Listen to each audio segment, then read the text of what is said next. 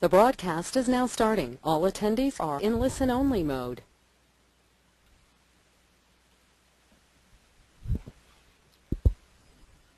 Good morning and good afternoon. My name is Damaris Bodhi. I'm the Global Chapter Director at Iasa, and today's webinar topic is the updated Career Path 2013, and presenter today is Paul Price, CEO and founder of Iasa. Hi there.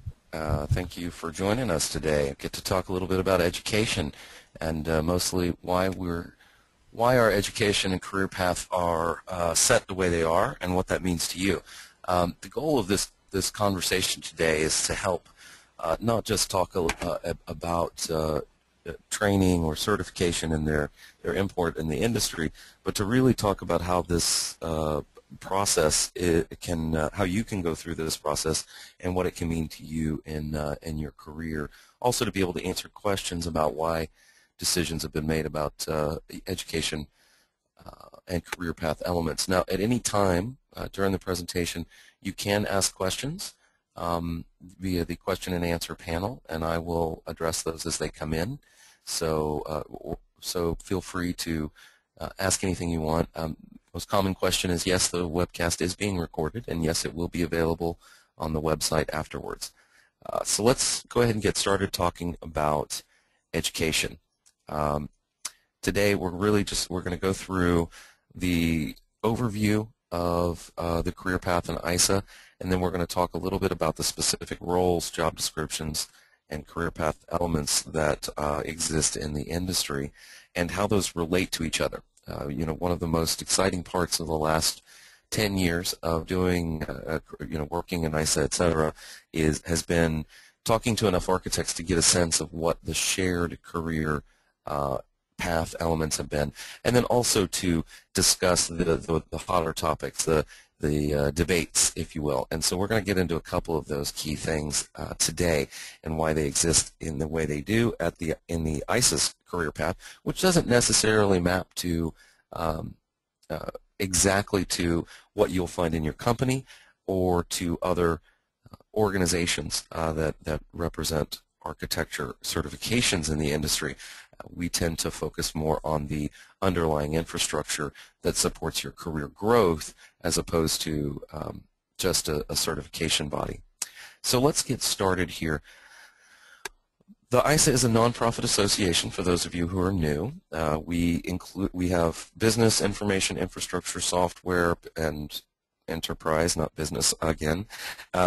We have an architect knowledge repository that we've utilized to build out an infrastructure that we feel optimizes our mission. And our mission is to make technology architecture the most stable, well-recognized profession in the world. And I want you to think about that for just a moment. And that means that technology architecture would be as recognized or more recognized than medicine, building architecture, accounting, etc. We treat architecture as a profession and not as a role, and that has certain implications in the programs that we build. And I would like you to think about that a little bit after this, and feel free to ask questions about the difference between a profession and a role and what that means to you. Keep in mind, a doctor is a doctor even if they don't have a job, whereas currently an architect is not necessarily an architect if they don't have a job. You may end up getting a job, the next job as a manager or a programmer or a quality assurance leader or even inside the business organization, etc. So there are a lot of different questions and interesting components about professions that you may want to think about. Another great example is a doctor doesn't have to be a nurse before being a doctor. A building architect doesn't have to be a construction worker before being a building architect. That has implications for the architect profession because it implies that in the mature profession you would not have to be a developer, a full-time titled developer before you were a software architect.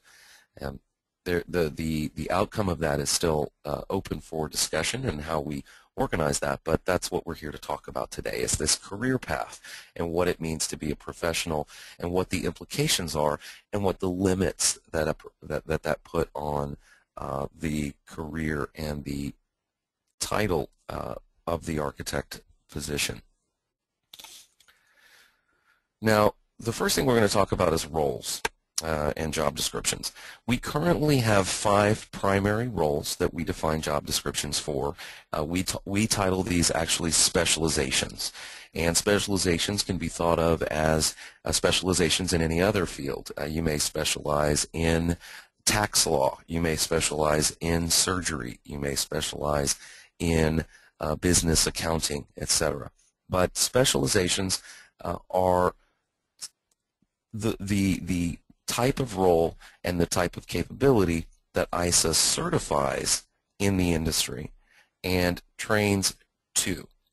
Now, it is possible to be able to utilize these roles in or utilize these specializations and call them what you want inside of your own organization by mapping the very rigorous skill inventory that Iasa has developed to that role. So, for example, if your organization chooses to call someone a database architect, in general that maps to our Isa's information architecture.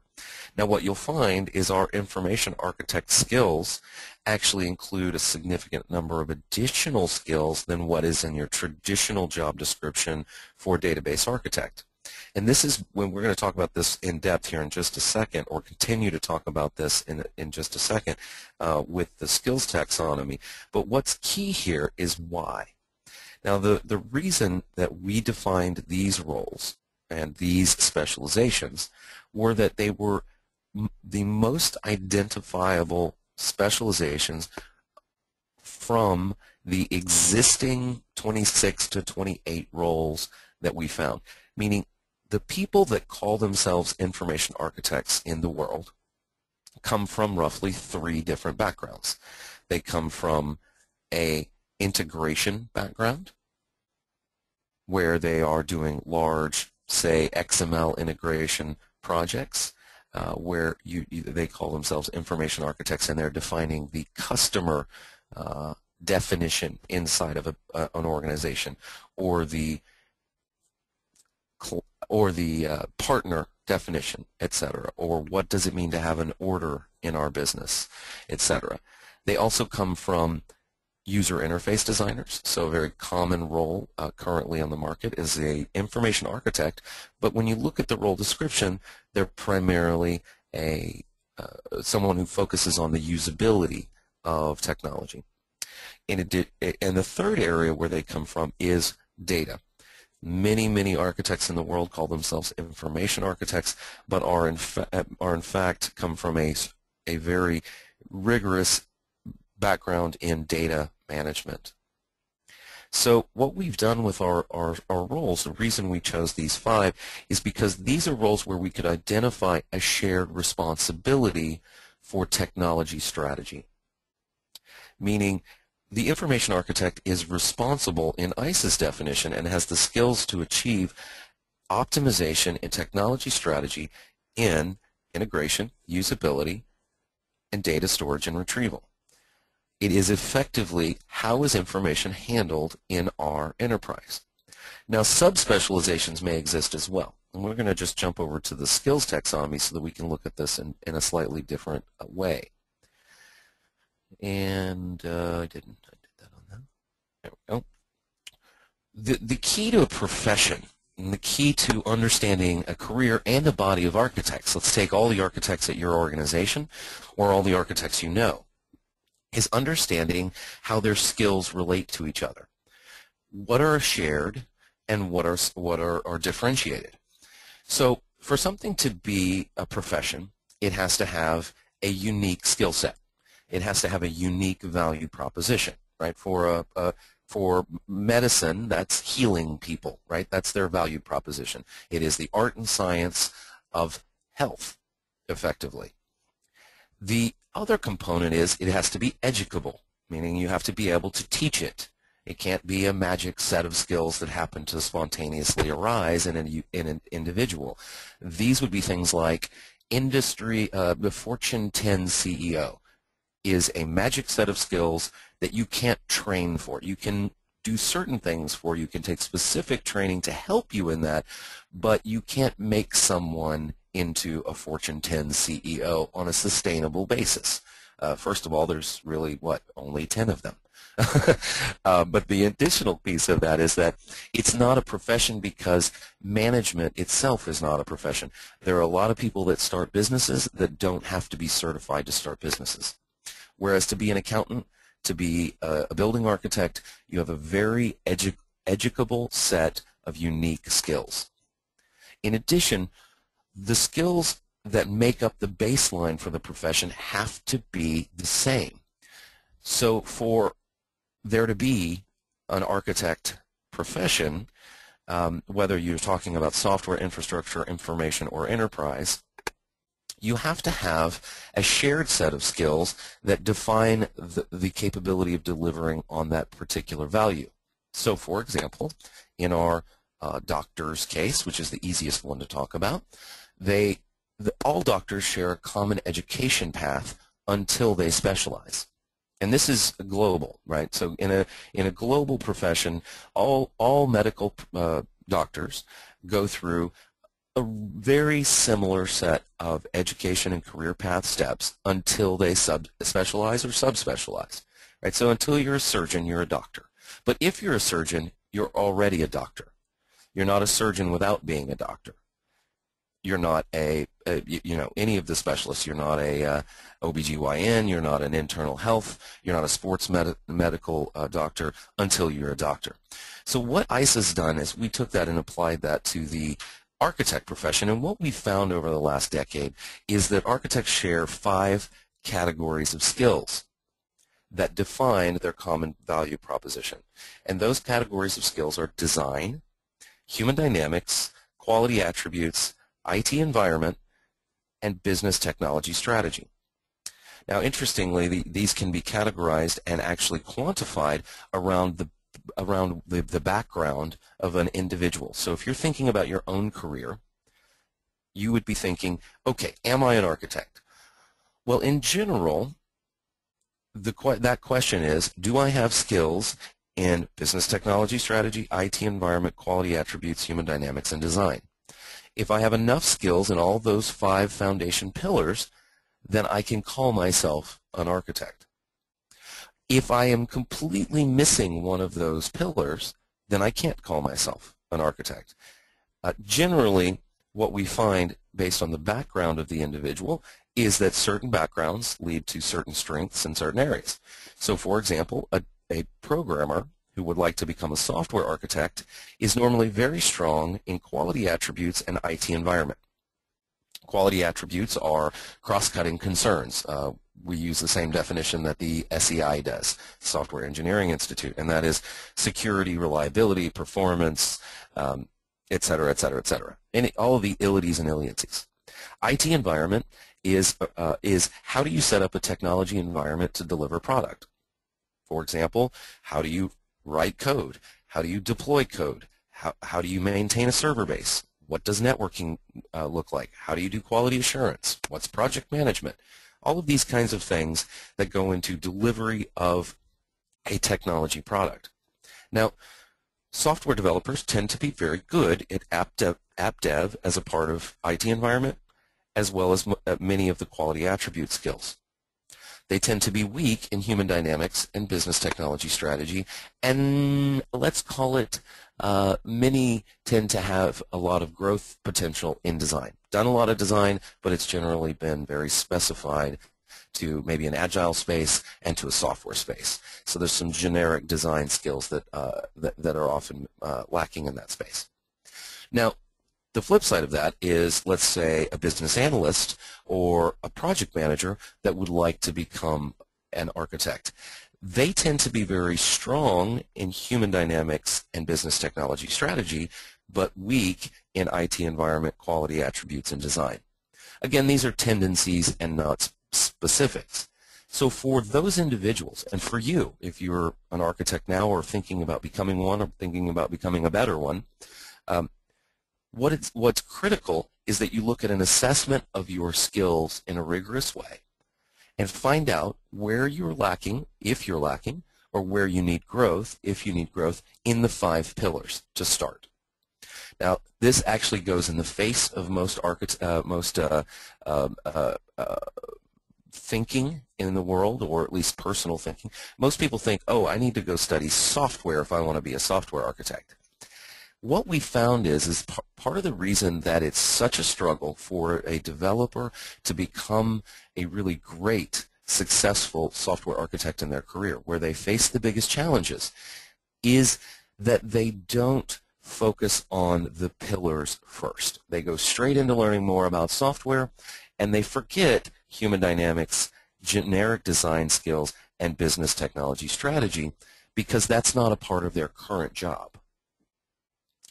And that ultimately leads to the differentiation between a successful architect and one that has challenges in their career. So what we're asking from you is that you go take a look at the Iasa self-assessment and the Iasa skills taxonomy, especially in the foundation pillar area, to help you grow your baseline. Right? So to be an architect, you have to have these 5 pillars. Then you specialize. Now, let's talk. It's now talking about specialization.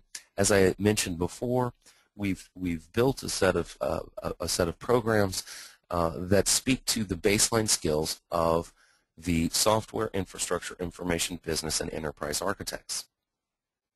So when you're looking at growing in those areas, the point is not just to match yourself against the skills at a single level, but then to begin thinking about matching yourself against the skills at multiple levels in your career. So for example, I'm just going to jump to here. Iasa has a very solid and understandable career path. It's based on 4 levels of accomplishment. Invariably, as we speak to architects, we talk about the level of skills that they have and where those came from. And invariably, they come back with 4 basic quantifiable career milestones. Now, the first career milestone that almost all architects that have been successful describe is at some point way back in the day, they became aware of architecture as a profession and began to think about what the fundamentals of architecture were, right? So, and once they had studied for a little while, they knew the basic terminology, right? The basic ideas. They described themselves as, in many cases, as a foundation, as core knowledge, but most specifically, this is the level of capability that is really just understanding what architecture is and what the skills are, what the definitions are, what the common terminology is. And often we find that in the senior-most architects, that since they didn't actually have any rigorous training in there, that their definitions are actually different than each other. We find a lot of the debates in industry are about core definitions. So the first career step for Iasa is the SITA Foundation. It is a level where you understand the terminology and the areas of architecture, the skills, and how they apply. Now, as we researched with architects additionally, we found the next level that they would focus on is very much depth learning in their particular specialization across the 5 pillars and then within a single specialization. So they'd learn the basic core terminology, they'd learn the basis for how to be a successful architect, and then in the 5 pillars, and then they would begin to specialize. They would dive deep into the skills of that specialization. Now, Iasa has, as we've said, we have 5 current specializations, and we have other specializations coming. So, for example, we currently have the EA specialization, the business software, infrastructure, and information architect specialization, and we have some discussions about a physical systems architect specialization, and that will be coming out soon. The interesting thing about these is that they actually break up across what's known as, or across different levels of generalization and basically learning more breadth about technology solutions, as well as diving deeper into specialized solutions. For example, software is learning more and more about software. Infrastructure is learning more and more about infrastructure. And so at this level of the career path, we saw people begin to specialize. So the CITA Associate is a depth-based learning certification that describes the second stage of an architect's career. Now again, the next stage, what we found is as they learned more about, as architects learn more about their depth area, they begin to get experience in that depth area. And until they get enough experience in each of the skills within the 5 pillars and within their specialization, they generally stay at a certain level in their career, meaning they kind of stay as I guess, junior architects or you know, architects that are early on. At some point, through a combination of mentoring and experience, architects become able to handle reasonable sized projects on their own. And reasonable sized projects is something we'll talk about in a minute, because it's actually a slightly more complicated topic than just the, you know, budget. For example, a $100 million project versus a $1 million project versus a $50,000 project. But ultimately what happens is an architect gets enough mentoring and experience after their associate level that they become able to handle projects on their own. And this is the level that we call the CITA Specialist. The specialist level means that you're able to handle architecture projects without significant oversight. Now let's go back to our other profession example. The doctors in the world have generally gone through a similar experience. They get their degree, but then they have to go do very rigorous internships and residencies to practice each one of those skills with somebody looking over their shoulder. Now this is for 2 reasons. One, we don't want a bunch of doctors in the world that invariably kill people. And 2, it gives the professional the chance to practice skills with someone who's already mastered them in a mentoring relationship so that they don't have to make the simple mistakes that others have made before them. So during this portion of an architect's career, they're generally looking for senior architects that they can work with to grow particular skills, as well as opportunities in industry to work with those skills. So for you, we find a lot of architects are here. I want to be an architect. I'm an aspiring architect. I have the depth knowledge I need. I have the generalized knowledge I need, but I need a chance to practice, and I really need a mentor. So this phase is often a very frustrating phase because it's difficult to get that higher level job as an architect until you've passed it.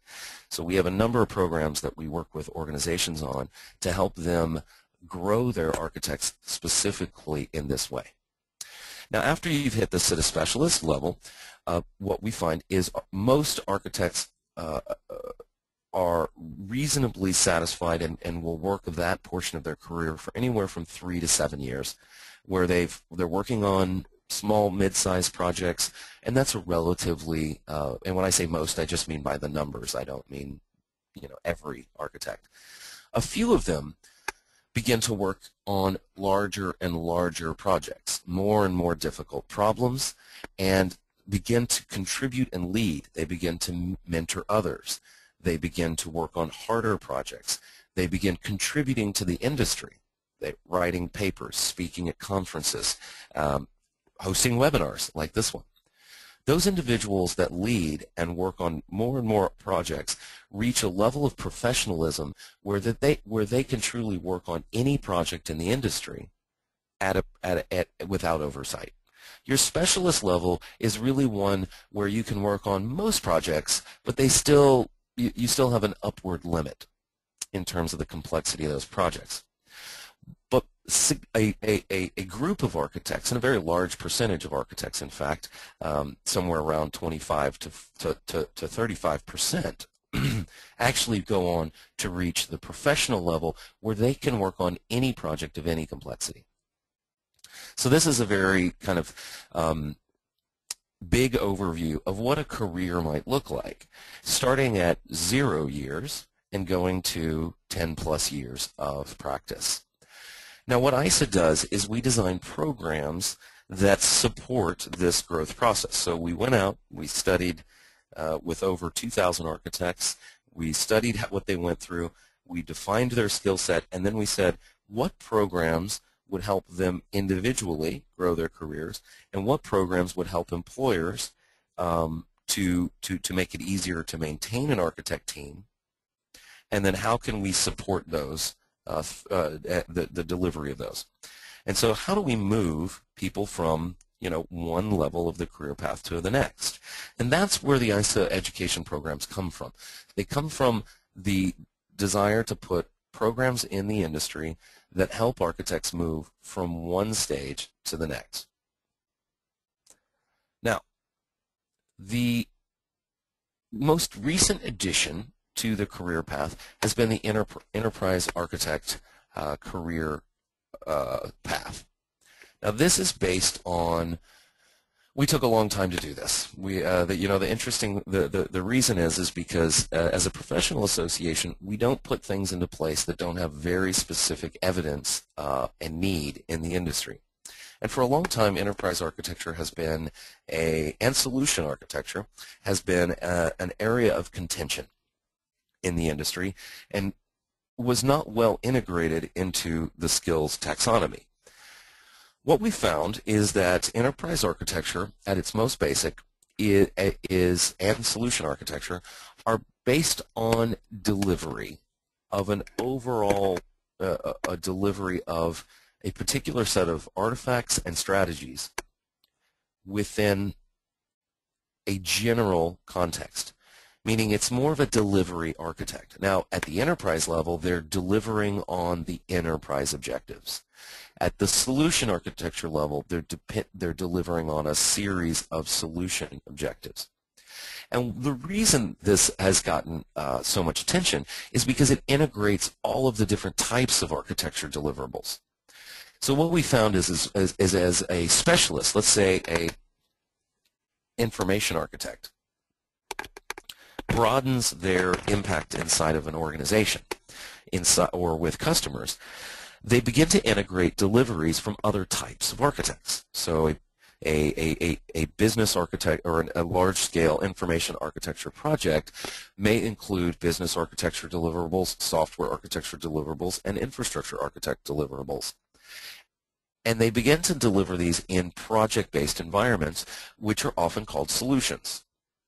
The solution architect in the Iasa terminology is effectively a junior enterprise architect. And again, I say effectively not because I want you to use the term junior, nor do they necessarily remain junior or are they junior in the organization, but because they still have another step to go in their career if they choose to become full enterprise architects. We find that most people that want to be solution architects and not software architects or infrastructure or whatnot, are really targeting an enterprise architect career path. So what we've defined in our solution architect career and enterprise architect career path is effectively the means to integrating all of the specializations into delivery on a particular set of goals and objectives. And this focuses on value management within that level of objective, right? So the actual solution architect is focused on coordination of the architect deliverables across all 4 specializations within their particular domain and context and scope. So, for example, I may be working on the Windows 8 rollout, which would likely put me, if I was the lead solution architect on that, as having a background in infrastructure architecture. But allows me to deliver as a solution architect on that particular project. Now this gets to be really, really exciting over the course of over the course of how it's deployed inside of the enterprise, because it allows us to work on two notions of architecture career path, and one is generalization and the other is specialization. Generalization allows you to cover all of the specializations within a solution or enterprise scope.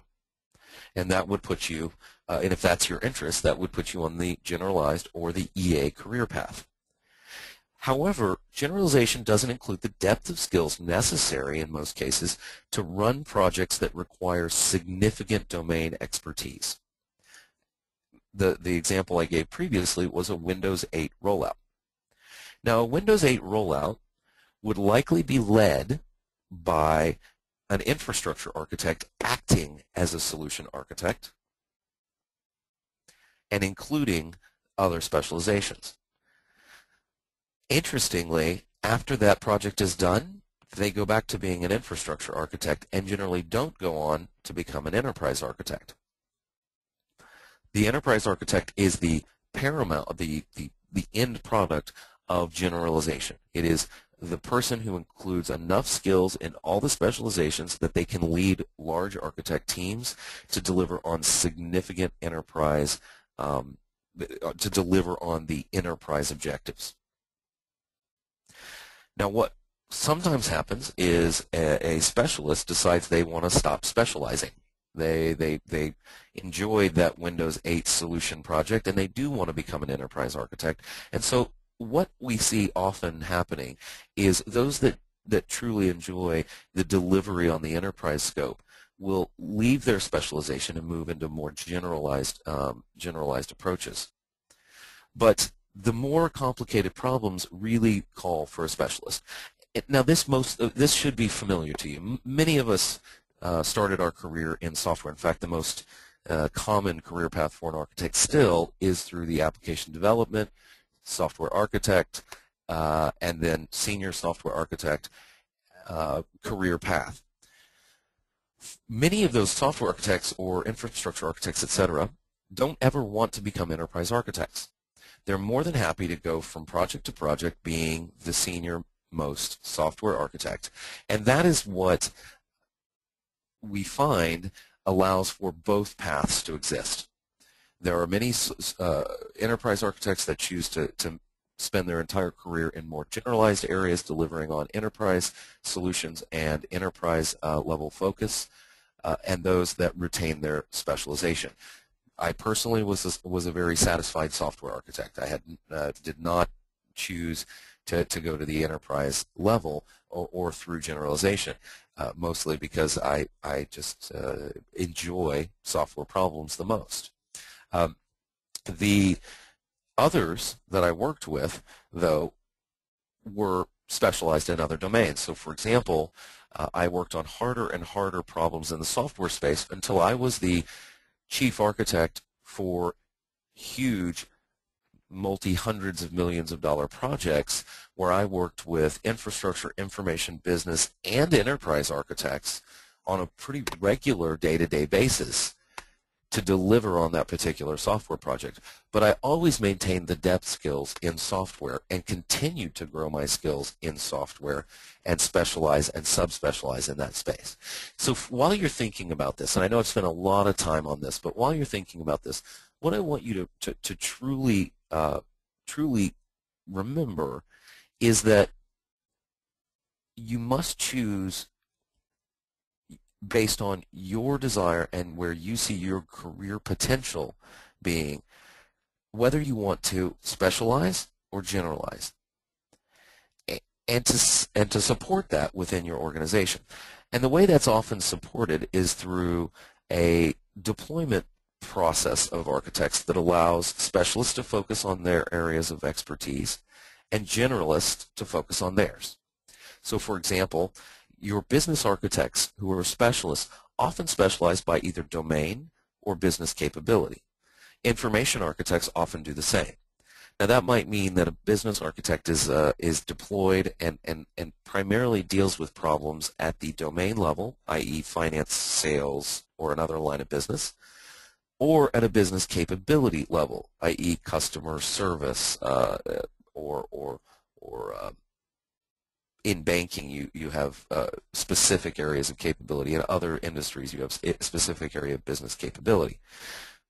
We find that software architects tend to be deployed at a much more specific level of scope within a project and a line of business. And infrastructure architects tend to be deployed inside the data center, meaning that's where they spend the vast majority of their time. This is not a reporting structure, it is the areas in which you spend the vast majority of your architectural focus. Solution architects tend to roll up software infrastructure and other types of architects into a delivery either within a line of business or across a couple of lines of business. And then, of course, enterprise architects are looking at the entire domain. Now, let me just run through what each of those levels represent. The CITA Foundation training and certification is to normalize language and skills. It means everybody's working off the same playing field. We've had senior enterprise architects go through this with 15+ years experience, and we've had people who are programmers who have no years of experience as architects. Both come back with great results on the CITA Foundation training because most architects have not had that baseline language and skills training to be able to communicate apples to apples and oranges to oranges. It is based on an 8 to 10 hour online course that you can take in a self-paced fashion and a 5-day training course. The certification is test-based, and that can be delivered online or in person, and we are integrating that into the Prometric certification. The CITA Associate level is a skill-based certification based on testing in a depth area. The areas that we integrate are business technology, strategy, and human dynamics. That's a 5-day in-person or online course. It is effectively Associate Level 1. And your specialization area, which is another 5-day course. So total, we do 10 days of in-depth training in BTS and human dynamics, and your specialization, business, enterprise, information, infrastructure, or software. And the test includes very deep analysis of your skill in integrating the concepts and utilizing those concepts in your day-to-day practice. This is the first level that you're really capable of working as an architect if you're new. If you're going back and filling in portions that maybe you've missed, for example, many architects have never had high-quality training in the BTS space or the human dynamics space, but have been working as an architect for a number of years, then you would have already been capable of working as an architect. But this is the level required to reach prior to CITA Specialist certification. So this is the first area where we start asking, where we start requiring testing and certification levels before reaching the next stage. So the CITA Associate Training is a multi-choice exam, but it's a much more difficult exam than the CITA Foundation. Now, the CITA Specialist certification is the first level where we achieve board certification. Now, board certification means you deliver an assignment to a set of previously board-certified architects who then interview you based on your capability in leading architecture projects of a certain size within a certain level of complexity. What we ask in the CITA Specialist to prepare for that is that you find a mentor and you build an assignment that meets our direct assignment requirements, and you submit that assignment to the board to review. The board reviews that assignment and your documentation set, and then you have a certain amount of time to present that assignment to the board during your board interview. Then the board interviews you for a period of time, and at the end makes a recommendation as to whether or not you've reached your certification level. So this is very much an experience-based certification and not a knowledge-based certification. It looks for your ability to lead as an architect projects of a certain scale. And generally that scale is not as big as the largest industry assignments. So this would be achievable if you had worked on a certain number of $50,000 projects as an architect, as long as you were exercising all of the architect skills. Generally, we find this applies to people with somewhere between 5 and 7 years experience. That may go down to 4, depending on your particular experience level.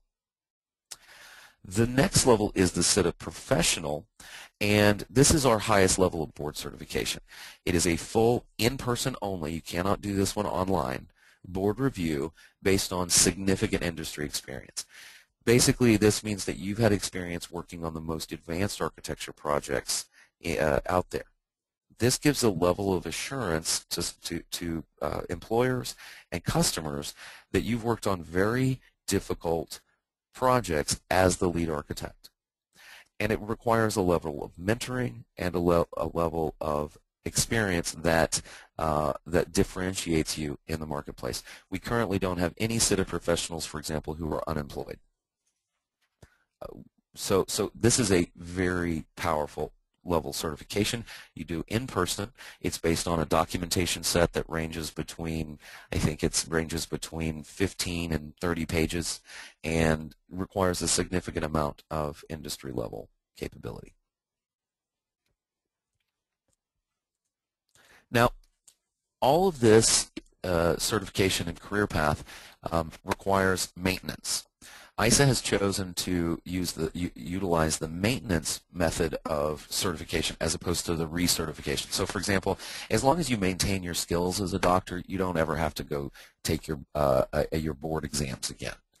You don't have to go get recertified as a doctor every year, for example. And Iasa has chosen to take a similar path. We encourage, not only encourage learning throughout an architect's career, but we require it. So you have to demonstrate after you've achieved your certification that you have developed both education capability as well as experience capability. So you have to deliver both inside of the community and in terms of experience and capability. So you have to have been working on architecture-related projects, or you you have to complete a certain number of hours of learning. So it's basically experience, contribution, and learning are the areas that we judge you in terms of lifetime learning. And we remove certifications from those individuals who do not demonstrate that ongoing education. So this is tracked with what we call CEUs, or continuing education units. These are things, the easiest CEUs to get are things like chapter or Iasa event attendance, so going to a conference, going to your local chapter. But it also includes training in the industry, mentoring, speaking, teaching, and community leadership. So we have a number of our CITA Ps and CITA S's who contribute on boards at the Iasa, who lead communities, who do training, who build new training, and those kinds of things. And there are really just a simple means of tracking the CEUs. The other component I want to point out to you that Iasa requires is ethical practice. So we have a board of directors that is devising and delivering on our ethics commitments, but it basically includes all aspects of appropriate and expected behavior from your professional architecture staff.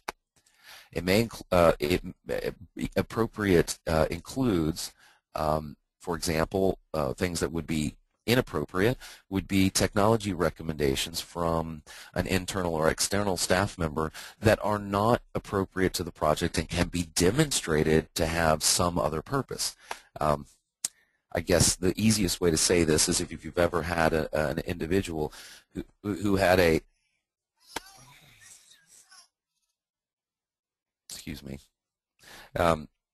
if you've ever had an individual recommend a technology product stack for for a particular solution, and it was clear that they had a ulterior motive for offering that. In ICE's term, if you can demonstrate that to a board of professionals, their certification can be removed. If it is clear that they are actually recommending a set of technologies based on an unprofessional or a non-demonstrated need from their customer. So this would also include things like unprofessional behavior or illegal behavior. This allows the industry to remove those that are abusing their certification level and therefore build trust with their professional partner. In professions, ethics violations are enforced by the association, the government, and they ensure the professionalism, capability, reliability, and mostly employer insurance and trust, right? So what we do here is we would hold a board, an ethics board, normally at the chapter level, but it could go up to the global level, and it would require demonstration that the individual in question did not deliver ethically on a particular assignment. If so, their certification is removed and they cannot achieve that certification again. It effectively removes them from the ability to deliver professionally according to ISA and those organizations that utilize the ISA standard of excellence. So this kind of ethical and learning behavior is there to provide for trust, so that someone does not become, for example, the last time I was an architect was 20 years ago, but I get a job as an architect today, and I now have very few of the technical or architectural skills up to date. If I have broken some ethics violation, then maybe then that would be utilized in industry to assure that the career reached a certain level. I do have a question here that I'm going to answer. For those already an architect in the architect role for a few years, how do we assess at which CITA level you're already operating at? This is a great question. I'm glad you asked it. We have a self-assessment that all of our members and architects can take, and it will be available, I want to say, later this month or early next month, and it's an online assessment. You can take the self-assessment and download it now, but we have an online version coming. And this will allow you to demonstrate to yourself. It describes what the different 4 levels are and helps you rate yourself in each of the skills. We find that if you give an honest self-assessment, you can generally know whether you're prepared for a particular CITA level. The other way to do that is to attend a local chapter or to set up a mentoring relationship with one of the CITA levels and work with them on your current level of capability and whether you should prepare for that. So we'll be instituting a much larger set of analysis methods that are about preparing for a particular certification level. However, I would highly recommend that you attend an ISA Foundation training course, normalize your skills. Those will allow you to understand the levels in depth, and therefore you can generally find where you're at. And otherwise, just send us an email and we'll help you out. CITA Specialist Assignment and Certification. Does one get a mentor from ISA or from their current work environment? That can happen at either level. ISA defines, we are currently working or developing out a generalized mentoring platform that allows you to find mentors in particular areas of skill development, or in a more significant sense, a particular mentor for growing yourself in a certification over all the areas. But what we require is not generally the mentoring, but that you have worked with a mentor to develop an assignment that matches our assignment guidelines. We are asking that you find a mentor either through your work environment or through ISA that can help you deliver against the guidelines for the assignment. So what we do is we set the assignment guidelines, and then you work with either a mentor from us or a mentor from work, or In some cases, if you can't find one of those, just work towards an assignment that meets those needs and have it reviewed by one of our CITA specialists or CITA Ps to ensure that it meets the requirements. We do require that your assignment be signed off from a certified professional to be able to qualify for that certification. Do ISA webinars count towards CEUs needed to maintain a certification? Yes.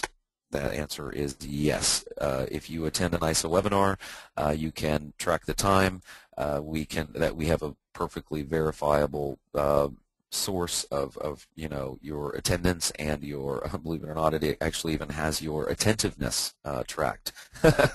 But mostly we track your attendance at these things, and everybody's, what's funny is the attentiveness went up by about 35% when I said that. Anyway, we do have a track of that, and yes, ISA webinars count towards CEUs.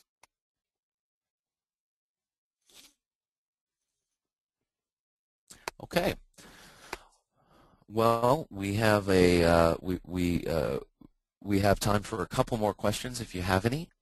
Otherwise, we will be signing off.